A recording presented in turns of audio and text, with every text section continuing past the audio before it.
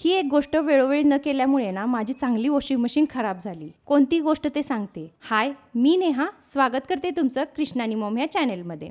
तर माझी machine repair करण्यासाठी ना टेक्निशियन आला होता. त्याला मी विचारलं, माझी इतकी चांगली वॉशिंग मशीन खराब कशी झाली? तेव्हा त्यानं मला सांगितलं की मशीन बाहेरून किती जरी नवीन दिसत असली तर खरी गोष्ट आत चालू असते. फिल्टर, रबर गॅस्केट, ड्रम ह्या सगळ्या गोष्टी वरून काहीच दिसत नाही, पण हळूहळू यामध्ये ना डिटर्जंटचे रेसिड्यू क्षार साचत जातात. म्हणून मी आता हॅपी प्लॅनेटच्या washing machine descaling tablets use करते. 200 रुपयामध्ये 8 टॅब्लेट्स मिळतात. यातील एक टॅब्लेट ड्रममध्ये टाकायची आणि ड्रम क्लिनिंग मोड ऑन करायचा आणि झालं. मी हे महिन्यातून एकदा करते आणि मला वाटतं हा खर्च ना मशीन रिपेअर करण्यापेक्षा किंवा नवीन मशीन घेण्यापेक्षा खूपच कमी आहे. कारण मशीन खराब होण्याचा खर्च फक्त रिपेअर बिल नसतो, पूर्ण घराचं रुटीन आणि मानसिकता बिघडून जाते. मला कॉमेंट बॉक्समध्ये नक्की सांगा की तुम्ही शेवटचा वॉशिंग मशीनचा फिल्टर कधी उघडून पाहिलाय. आणि हो, या प्रोडक्टची लिंक हवी असेल तर कॉमेंट बॉक्समध्ये लिंक टाईप करा.